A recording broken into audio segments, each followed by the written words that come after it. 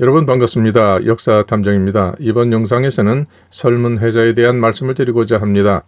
설문회자는 AD 100년경에 편찬된 것으로 알려지고 있고, 또 그 설문회자가 설명하는 그러한 글자의 원리라든지 이런 것들은 오늘날 우리에게 끼치는 그 영향력이 절대적이기 때문에 그 존재의 무게, 그 비중을 부인할 수는 없습니다.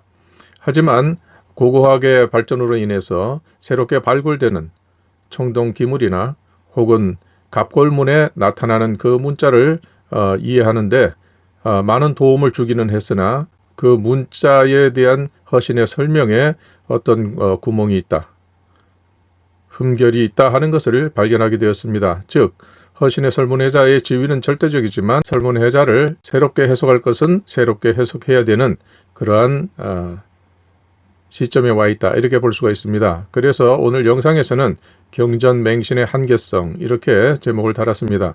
설문회자는 고문자를 이해하는 데 있어서 경전의 지위를 차지하고 있고, 그것이 하나의 학파를 이루고 그것이 오늘날까지도 위력을 발휘하고 있습니다. 문자의 기본 전제 조건은 첫째, 고대 초기 상용 문자는 사람을 나타내기 위한 것이었다. 그 외에 다른 뜻은 없었다는 것입니다. 우리가 옥편이나 자전에서 보는 것처럼 나타나는 많은 하나의 글자의 많은 뜻들은 그것이 그 인물이 역사가 진행이 되면서 그 인물과 관련된 상징들이 하나의 동사와 또 다른 명사로서 이렇게 표현하게 되었다. 뜻이 확장되었다. 이렇게 볼 수가 있는 것입니다. 그 다음에 두 번째는, 먼저 이 근문이 실상은 갑골문보다 1000년 이상 이른 시기의 글자다 하는 것입니다. 그러면 이 문자의 시작은 어디서부터 되었는가 요약을 한다면, 먼저 최초의 글자는 이 수직선, 그래서 이것을 허신은 이걸 신이라고 읽는다, 이렇게 설명을 하고 있습니다. 가마신입니다. 즉 머리 정수리, 아이가 태어나면 머리가 볼록볼록 숨쉬는 것 같이 그렇게 이루어진 정수리입니다. 이분에게는 아들과 따님이 있었는데, 이 따님은 고대의 문자는 이 상하 대칭 혹은 좌우 대칭, 이렇게 표현을 해서 선과 후를 구별하게 되어 있었는데, 그렇기 때문에 이것을 따님인 양잠신 뉘조는 이것을 이렇게 아버지 신농 임금님의 그 이름자를 받아서 이 신자를 뉘었습니다. 그래서 이것도 역시 신이라고 읽지만은, 이 따님은 양잠신이 돼서 여기에서 누에를 키우는 그 존재였다, 인물이었다, 이렇게 표현을 하고 있습니다. 이것은 누에를 표현한 것입니다. 그 다음에 아드님은 이렇게 되니까 한 사람에게만 적용되는 그러한 시칭으로서 신자를 써야 되는데, 이렇게 90도로 뉘었기 때문에 그 아드님은 희화씨는 이렇게 사선으로 표현을 하게 된 것입니다. 뉘조는 황제와 결혼을 하게 되고, 그 다음에 여기에 희화씨는 황제 족단의 그쪽으로 장가를 가서 거기에서 혼인을 하게 됩니다. 그래서 거기에서 다음 세대를 낳게 되면 이들은 서로 이렇게 배우자를 교환하는 그런 관계가 됩니다. 그래서 이런 것은 누비 혼인, 이렇게 설명을 하죠. 그래서 이것이 계속 대대로 이렇게 내려가게 됩니다. 그리고 이때 당시의 혼인 제도는 바로 여성 둘, 남자 둘, 그리고 이것은 행할 행자가 됩니다. 이것이 바로 오늘날 우리가 알고 있는 아자가 됩니다. 이렇게 양족단이 서로 혼인을 하는 그러한 사돈간이 되었다, 이렇게 얘기할 수가 있습니다. 그리고 이때에는 남자와 여자가 2대2로서 4인 1실이 되는 그러한 사회였습니다. 이렇게 아자형의 그러한 혼인 관계를 가졌는데, 이것은 오늘날도 중국 변방에서는 바로 변형된 형태로 하나의 여성에서 남자 형제가 공동의 남편으로서 역할을 하는 경우도 있고, 또 다른 경우에는 서로 간에 친밀한 그러한 남자 둘이 이렇게 혼인을 하는 그런 경우도 있습니다. 어떤 경우에는 여성 하나에 남편이 셋인 그런 경우도 있습니다. 그러니까 이것이 변형된 그런 관계가 되는데, 그래서 최초의 이 군원제를 벗어나서 모계 제도의 그 가장 진보된, 당시로서는 가장 문명화된 그런 혼인제도가 고조선 시대에 바로 이 아자 혼인이었다. 이렇게 말씀드릴 수가 있습니다. 여기에서는 최초의 이 시조가 이 천신 하나님, 신농, 임금님이고, 그 다음에 두 번째가 따님, 세 번째가 아드님, 이렇게 돼서 이 신자 세 개를 합치면 바로 이렇게 삼각형으로 되는 것이죠. 그래서 허신은 설문회자에서도 삼합이라고 표현을 했습니다. 셋이 합쳤다. 뭐 어떤 셋을 합쳤겠습니까? 신이라는 글자 셋이 합쳐진 것이다. 이렇게 설명을 하고, 그 다음에 이 신이라는 숫자를 가지고 했을 때에 여기서는 이 3이라는 것은 천지, 천지, 인을 나타낸다. 천지인의 도다. 이렇게 설명을 합니다. 그렇기 때문에 이분이 천이 되고 따님이 지가 되고 아드님이 인이 됩니다. 이것이 고대 역사의 시작이 이루어지는 그 가장 기본적인 원리를 설명한 것입니다. 자, 이것을 기본으로 해서, 기본 배경으로 해서 다음 내용을 보시겠습니다. 중국의 문자는, 즉 상형 문자로부터 한자가 되었는데, 오늘날에 우리가 아는 한자가 되었는데, 이 중국의 문자는 음소 문자보다는 의소 문자로 발전해 왔다. 즉 음보다는 뜻으로 이렇게 발전해 왔다. 이런 뜻이 되겠습니다. 사람을 나타내기 위한 것이니까 당연히 소리보다는 이 사람이 어떠한 인물인가 하는 그것을 그 글자 안에 집어넣는 데 집중을 했던 것입니다. 그렇기 때문에 의미로서 발전해 오게 되었습니다. 자, 그 다음에 여기서 또 보면 일은 아직 천지가 나뉘지 않은 것이다. 태극은 양의를 낳는다. 자, 태극은 뭡니까? 가장 최초, 가장 이른 것, 가장 근원적인 것, 모든 것의 시작이 되는 것, 이런 뜻이죠. 그래서 이 태극은 양의를 낳는다. 양의가 무엇입니까? 두 가지의 법도를 낳는다. 이렇게 되죠. 그러면 최초에 이것이 있을 때에 양의가 탄생한다. 이 말입니다. 그러면 앞에서 말씀드린 것처럼 최초의 인물은 바로 신이고, 양의라는 것은 바로 이렇게 세 분을 나타낸 것이죠. 삼신. 이 삼신이 있음으로 해서 서로 혼인의 대상이 되고, 그래서 삼신의 도가 있다. 이렇게 해서 삶을 설명하는 것입니다. 그래서 이 삼신이 성립된 이후에라야 본격적으로 이렇게 그 역사가 이루어지고 그 나라가 존립이 되는 것입니다.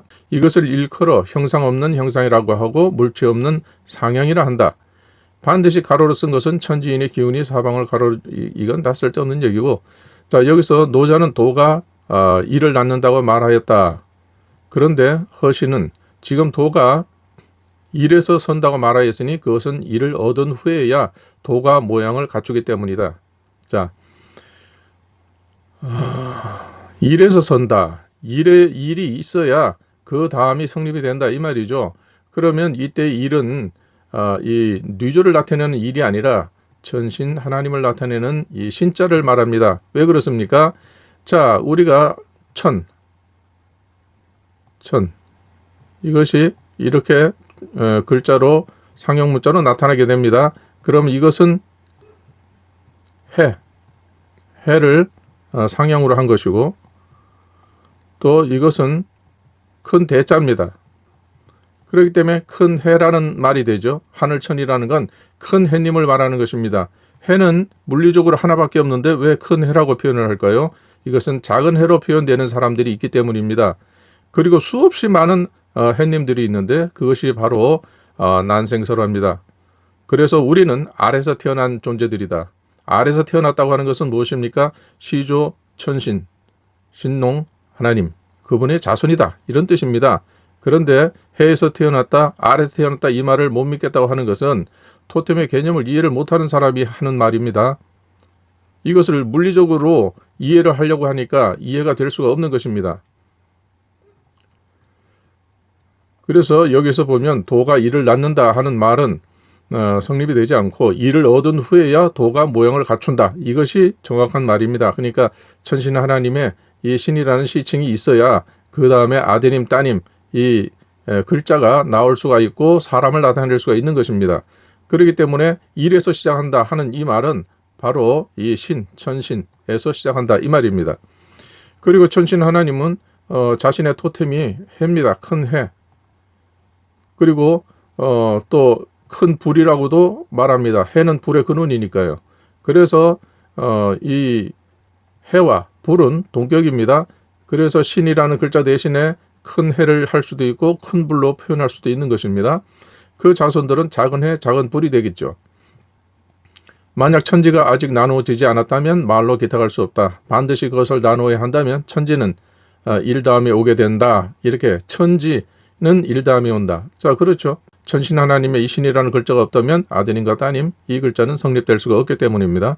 그러므로 일을 첫머리로 삼는다. 그래서 이것은 일은 이렇게 되죠. 아까 여기 설명에서 이게 천이라는 글자죠. 그래서 이건 몸체는 큰 대자고 이건 해를 나타냅니다.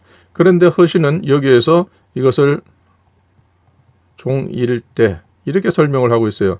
그러니까 이 일자와 큰 일자 이렇게 설명을 하고 있죠. 이것은 따님의 시칭입니다. 그러나 천신 하나님의 시칭은 이것입니다. 그렇기 때문에 이것은 허신이 잘못 설명을 한 것입니다.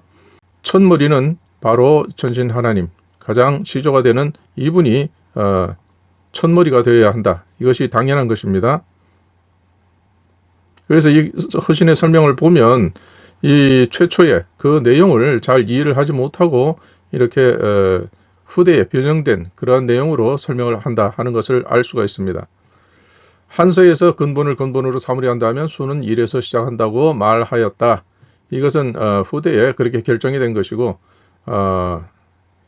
수는 1에서 시작한다.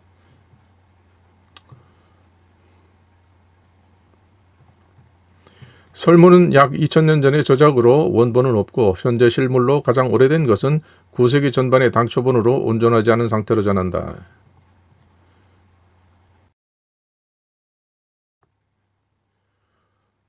자, 그래서 오늘날의 고고학적 수준에서 본다면 설문해자에는 당연히 적지 않은 착오가 존재하고 있으며 이 책이 신성볼같이만 성질의 것은 결코 아니라 하겠다. 그렇습니다. 허신은 당시 사람들이 예서에 근거해서 문자의 근본을 논하는 것을 반대하였는데 이것은 옳은 것이었다. 맞습니다. 왜냐하면 허신이 주로 문자의 원리에 대해서 설명한 것은 소전을 대상으로 했습니다. 소전이라는 것은 전국시대 후기 그리고 진나라 때 사용된 글자 이것을 위주로 설명을 했고 또 고문도 있기는 했지만 그것은 적은 숫자에 불과합니다. 그래서 이 해설하는 것은 그 후에 나온 글자인데 후대의 글자를 가지고 문자의 근본을 논한다, 원리를 논한다 이것은 안 맞는 것이죠. 최초의 글자 시작이 되는 글자를 논해야 그 후에 어떻게 발전했고 어떻게 변형되었다는 것을 알 수 있는 것인데 이미 바뀐 글자를 놓고서는 어떻게 역으로 추적할 수 있겠습니까? 그것은 굉장히 이해하기 어려운 그러한 설명이었습니다. 그래서 허신은 이것을 반대했던 것입니다. 이것은 당연한 것이죠. 그러나 그 자신마저도 객관적인 조건의 한계로 인해서 진의 전서에 근거하여 문자 창제의 원리를 설명할 수밖에 없었는데 이것이 바로 설문해자의 한계성이라 할 수 있다. 그렇습니다. 이것은 이학근 문자학자가 쓴 고문자학의 첫걸음이라는 그 책에서 인용을 했습니다. 이것은 우리나라에서도 번역돼서 소개가 되었습니다. 이 책은 문자학에 관심이 있는 분이라면 꼭 한번 필독을 해주시면 좋겠다 이런 생각이 드는 입문서라고 할 수 있겠습니다. 그래서 이러한 것은 허신도 판단은 옳게 있지만 자신이 앞선 초기의 상형 문자를 모르기 때문에 부득이하게 진나라 때의 전설을 위주로 해서 문자 창제의 원리를 설명했습니다. 그런데 이것은 문자가 발생된 초기로부터 2000 수백 년이 지난 후에 글자입니다. 그렇기 때문에 제대로 된 그 설명하기에는 굉장한 그 제약 조건이다. 이렇게 볼 수가 있죠. 자, 그래서 바로 이러한 한계성을 나타내는 그 설명의 사례는 1000, 1, 2, 3, 1, 9, 야, 여음 이러한 내용에 대해서 설명한 것이 굉장히 오늘날에는 재조명되어야 되는 그러한 사례라고 할 수 있습니다.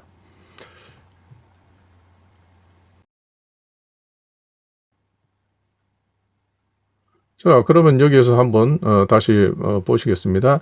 여기서 한계성을 나타냈다고 하는 것은 바로 여기에 있는 것인데요. 그 사례를 보면 여기 천이라고 하는 것. 여기서 보면 사례가 되는 글자이고 허신이 설명한 내용은 이쪽에 있고 고대 초기 상형 문자는 이런 형태이고 그렇기 때문에 본래의 의미는 이렇게 되어야 한다. 그러므로 그 설명은 이렇게 정의할 수 있다. 이런 뜻입니다. 자, 그러면 여기 천이라는 이 글자에 대해서 허신은 종일대라고 했습니다. 그런데 실제의 초기 상형 문자를 보게 되면 머리를 원으로 했고 그 다음에 몸체는 큰 대자로 했습니다. 그래서 큰 대자와 해를 두 가지를 합한 합체자입니다. 그러니까 이것은 따로따로 떼어놔도 머리와 몸체를 따로따로 떼어놔도 이것은 글자로서 인정을 받을 수 있다. 이런 말입니다. 그런데 허신은 종일대 이렇게 했지만 실제로는 해를 나타내는 이 태양과 큰 대자를 따랐다. 큰 태양을 그린 것이다. 이렇게 볼 수 있는 것이죠. 그래서 이 허신의 설명과 본래의 상형 문자와는 이렇게 충돌을 하게 됩니다. 그러면 이것은 무엇이냐? 큰 해를 토템으로 하는 인물이다. 이것이 역사에서는 천신 하나님이라고 해서 염제, 신농 이렇게 사마천은 기록을 하고 있습니다. 그리고 백어통에서도 보면 염제는 태양이다, 염제는 불이다 이렇게 두 가지로 설명을 하고 있습니다. 즉 태양과 또 불은 이 뜨거움과 관련이 있는 것입니다. 그래서 태양과 불을 같은 동일한 개념으로 이렇게 보고 있는 것이죠. 그래서 이러한 개념을 정확하게 표현한 것이 중산왕의 그 술통입니다. 제사 때 올리는 술통이죠. 거기에 보면 가운데 태양을 그려놓고 그 태양 바깥으로 큰 불꽃 하나를 이렇게 올려놓았습니다. 그것은 중산왕까지만 해도 염제, 신농, 임금님에 대한 개념이 하나도 틀리지 않고 정확하게 전해 내려왔다 이렇게 볼 수가 있습니다. 자, 그 다음에 유초태시, 도립우일, 좁은 천지, 화성만물 이리 되어 있습니다. 그러면 아주 태초의 첫 시작, 역사의 시작 여기에서 도는 일 위에 성립이 되었다. 그리고 천지로 나뉘었고 만물을 이루었다. 이렇게 되어 있습니다. 자, 이것은 무엇입니까? 여기서 도가 일 위에 섰다 하는 말은 이것은 안 맞죠? 이것은 그 양잠신 누조 바로 이 천신 하나님의 따님입니다. 그런데 어떻게 아버지를 제끼고 여기에서 도가 성립이 될 수 있습니까? 아버지가 만든 도를 바로 이 누조가 이어서 계속 그렇게 지속해 나간다. 이렇게 볼 수 있는 것이죠. 그렇기 때문에 도는 바로 이 천신 하나님의 신이라는 최초의 수직선 그것에서 성립이 되고 그로 인해서 천지가 뭡니까? 천은 남자 쪽이고 지는 여성 쪽입니다. 그러니까 서로가 사돈간이 되는 그런 관계가 되죠. 이 둘이 있어서 그 다음에 만물이라고 하는 것은 이것은 그 자손들이 자신의 토템들이 다 각각 다릅니다. 자기가 살고 있는 지역의 특성이라든지 아니면 자기가 맡은 그러한 그 직책이라든지 이런 여러 가지 조건에 따라서 그것을 대변할 수 있는 어떤 대상물을 이렇게 자신의 상징으로 삼고 후손들이 많아지면 그것이 그 족단의 토템이 되는 것입니다. 그렇기 때문에 여기에서는 일에서 성립된다고 하는 것은 바로 시조, 이 천신 하나님. 자, 이것은 천자고 이건 신이라는 글자의 시작이죠. 그러니까 천신 이렇게 되는 겁니다. 그래서 자전이라든지 이런 데에서 설명하는 걸 보면 천은 천신, 또 신 이것만 가지고도 천신, 둘 다 천신으로 설명을 합니다. 그것은 이 신이라는 건 시칭, 한 사람에게만 특정할 수 있는 그러한 표현이 되고 천이라고 하는 것은 바로 이 신의 특징을 말합니다. 토템을 말합니다. 큰 태양입니다. 그렇기 때문에 큰 태양이 되는 신농, 염제 신농 이런 뜻이 되는 것이죠. 그래서 천이든 신이든 다 천신 이렇게 설명을 합니다. 아무튼 그래서 이것은 시조가 있은 후에 음양, 여성과 남성 로 나뉘게 되고 이것이 만물을 이루었다 이렇게 되는 것이죠. 그래서 이것은 시조에 관한 시조가 출발한 시조가 정해진 그런 법에 따라서 자손들이 그렇게 이어간다 이런 뜻이 되는 것이죠. 이것을 새롭게 얘기를 한다면 태초의 도가 신의 바탕 위에 세워졌으며 천지로 만물을 이루었다. 이렇게 볼 수가 있는 것입니다. 이거 잘못 표현되었습니다. 이것은 일이라고 하는 것은 이 세워진 수직선을 말합니다. 그 다음에 이는 땅의 숫자다. 그래서 이 일을 본땄다. 이렇게 되어 있습니다. 이것은 뭐냐면 여기 있는 것처럼 바로 이건 누에를 나타내는 것이요. 누에의 머리 위에 시칭이 있습니다. 양잠신 시칭이 있어요. 그래서 이것이 이의 숫자를 나타내는 것이죠. 그래서 여성의 조상, 여자의 조상이 바로 양잠신 누조가 됩니다. 그리고 천신 하나님의 짝이라고 되어 있는데 천신 하나님의 짝이 될 수가 없습니다. 자기 딸인데 어떻게 근친이 되겠습니까?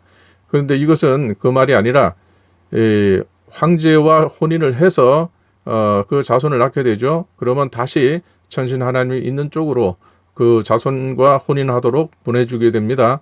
그렇기 때문에 이 짝이라는 것은 배우자라는 뜻이 아니라 혼인 사등간이 되는 그런 정해진 족단 이런 뜻이 되는 것입니다. 그 다음에 3이라는 것은 천지인의 도고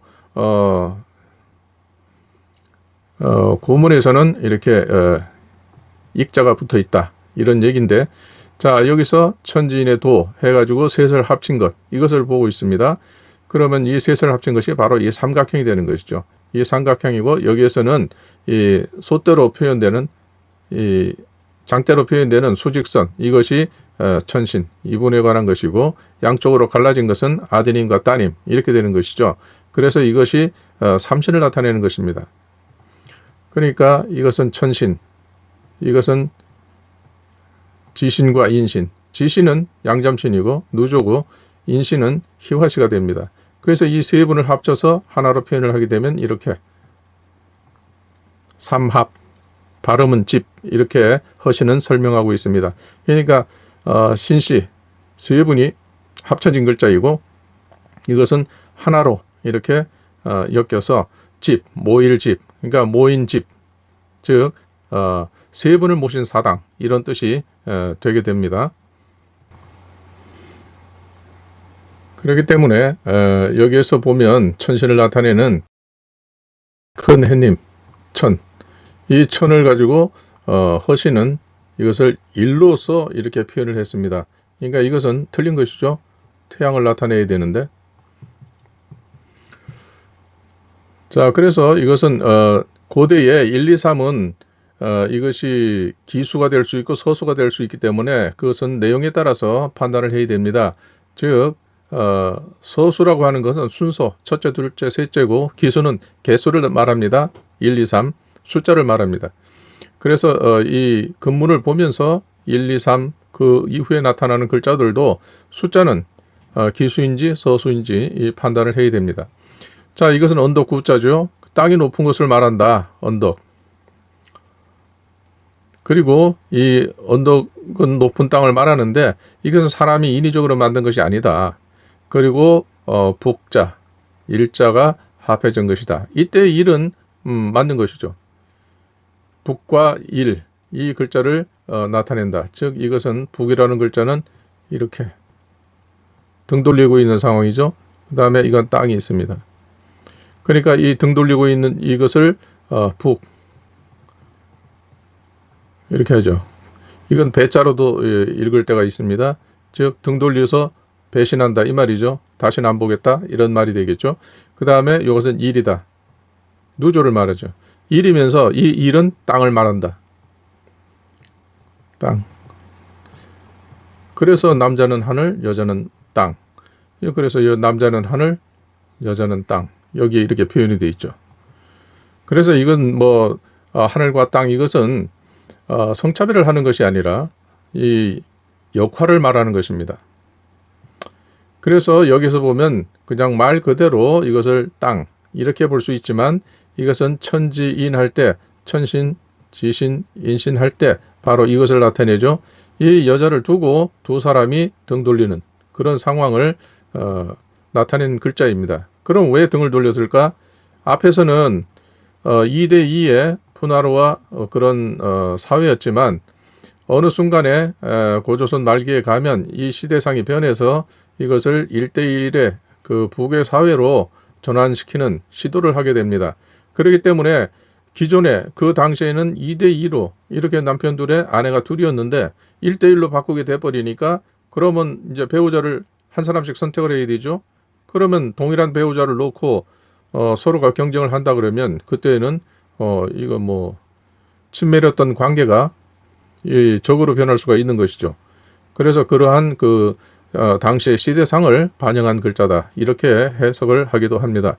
뭐 일리는 있어 보입니다. 자, 이것은 부인이다 이렇게 설명을 했는데 여기에서 보면 여자는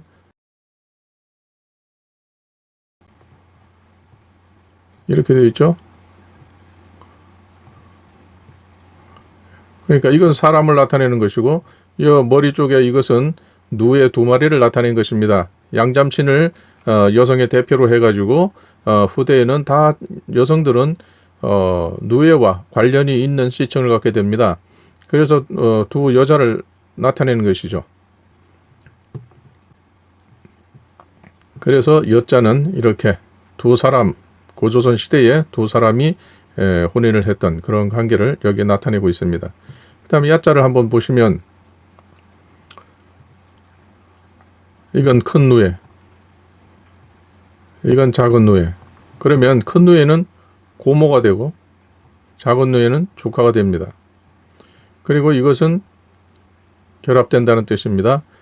그러니까 고모와 조카가 결혼을 해서 한 식구가 된다 이런 뜻이 되는데 그러면 이때에 고모는 주부라 그래서 우리가 보통 주부라는 표현을 예전에 좀 썼는데요.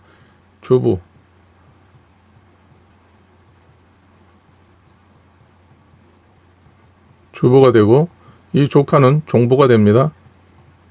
딸을 종. 그러니까 한 세대 차이가 나는 그러한 여성 둘이 혼인을 해서 하나의 가정을 이룬다 이런 뜻이 되는 것이죠.